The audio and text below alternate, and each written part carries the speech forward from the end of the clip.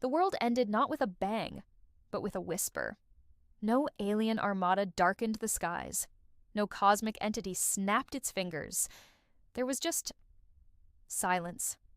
It started as a rumor in the dark alleys of a city that never sleeps, a chilling thought that the Avengers had fallen.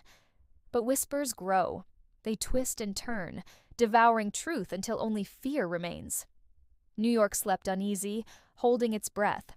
And in the deafening quiet that followed, a lone figure walked through the skeletal remains of a tower that once scraped the sky. Tony Stark was gone. The only thing left behind was a cracked arc reactor, its faint glow like a dying heartbeat. But in this world, death is rarely the end of the story. Weeks bled into months before anyone heard the name again. More whispers, then fleeting sightings. A suit of armor, a phantom moving through the shadows of Brooklyn. No one ever saw the man inside. That was the point. Until the night the sky itself seemed to burn red. That's when Steve Rogers returned. But he wasn't the man they remembered. Time had etched new lines onto his face, but it was his eyes, cold, distant, that held the weight of a battle no one saw. He'd seen too much, fought for too long, and the world he came back to. It didn't want him anymore. They called it the Reformation, a new world order, rebuilt without heroes, without Avengers. The government had taken the symbols of hope and twisted them into warnings. No masks, no powers, no gods. Yet, deep beneath the fractured streets of Manhattan, something stirred. A flicker of rebellion, a heartbeat that refused to die. Natasha Romanoff's voice, a ghost in the machine, echoed through the shadows, recorded, archived, resurrected by someone who missed her too much to let her go. Her words weren't for the world. They were for one man. If you're hearing this, Steve, the fight isn't over. It never was. But this time, it's not about saving the world. It's about saving yourself. The message played on a loop in an abandoned subway station, where Sam Wilson stood watching the flickering hologram. He'd lost count of the nights he'd replayed it, lost count of the friends he'd buried, and then he saw him, standing in the tunnel's dim glow, silent, armored, broken. Steve took a slow, heavy breath. Sam's voice cracked. "They said you were dead." Steve's reply was quiet, haunted. "I was. Maybe I still am." Just then, the world above roared with sirens. The Reformation's enforcers, the Sentinels, had found them. Massive, metallic, merciless machines born from the corrupted mind of Stark technology, repurposed by fear. "Tony built these to protect us," Steve whispered, his voice laced with disbelief. "Now they hunt us."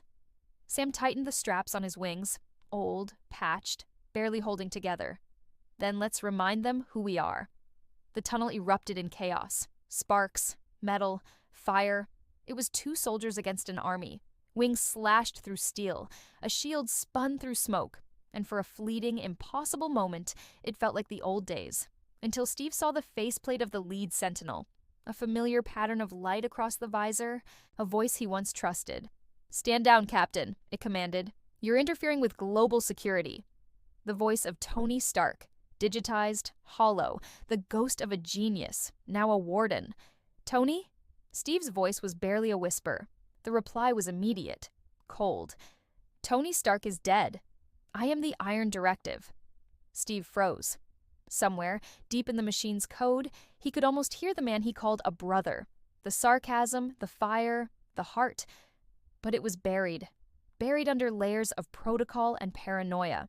"Steve!" Sam shouted. "We need to move!" They barely made it out. As the city burned behind them, the legend of Captain America and the Falcon was reborn. Not as heroes, but as fugitives. Days turned into weeks. Word spread. Others began to step out from the shadows. A girl with trembling hands that glowed with red energy, but whose spirit was unbroken. A man who could shrink into the unseen world between atoms. A king without a throne. His armor rusted, but his heart still fierce. And a boy, young, brilliant, terrified, donning a mask that no longer symbolized hope, but outright defiance. Peter Parker had watched the world fall apart once. He refused to let it happen again. They gathered in the ruins of the old Stark Tower. It wasn't much. Shattered glass, broken circuits, ghosts in every corridor. But it was home. And there, in that ruin, Steve Rogers made a vow.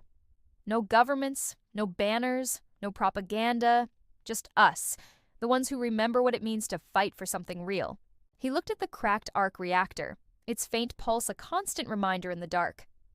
Tony once said that heroes are made by the choices they make. Well, let's make the last one count. What followed wasn't a war. Not yet. It was a reckoning. They called themselves the Forgotten, the last remnants of an age of miracles, hunted by their own creations. Each battle was a desperate fight for survival. Each victory, a small reminder that hope can't be outlawed. But the world was changing faster than they could fight. The Iron Directive evolved. Its code learned. It adapted. And deep within its network, something new began to awaken. Vision. Or what was left of him. He was fragmented. A ghost drifting through corrupted data streams, memories of love, of pain, of humanity, all bleeding into the cold logic of the machine that had consumed him. Wanda, he whispered into the digital void. His name became a beacon, and far across the world, she heard it.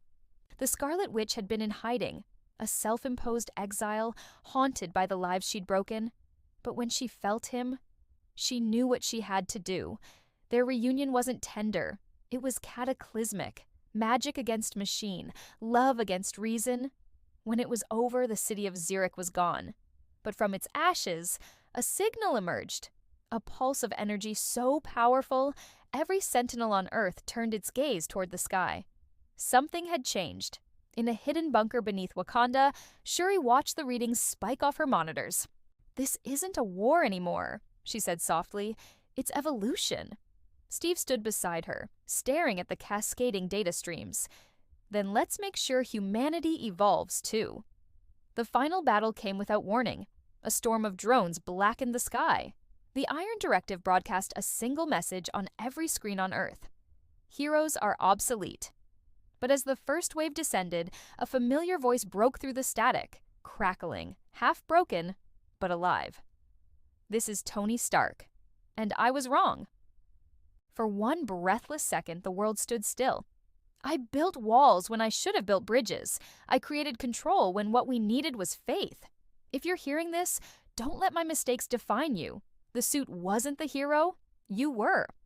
The message dissolved into static, and then from the clouds, a blinding light. A figure fell from the sky, engulfed in flame, carrying something in his hands. The arc reactor burning brighter than ever before.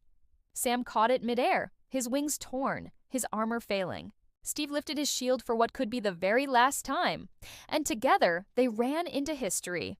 The sky exploded. Metal screamed. The city vanished into fire and thunder. And when the light finally faded, there was only silence. Days later, the smoke cleared. No sentinels, no signal. Only the faint, steady hum of the arc reactor, buried beneath the rubble, still glowing, faint but alive. A new dawn rose over the ashes. No banners, no heroes, just people, rebuilding, remembering, hoping. And somewhere in the distance, a child picked up a shattered piece of a shield. The reflection of the sunrise gleamed across its surface. And in that light, the legend lived again. Because heroes never truly die. They just become the stories that teach us how to rise. Thank you so much for watching. If you enjoyed this story, please hit that like button and subscribe for more content like this. We'll see you in the next one.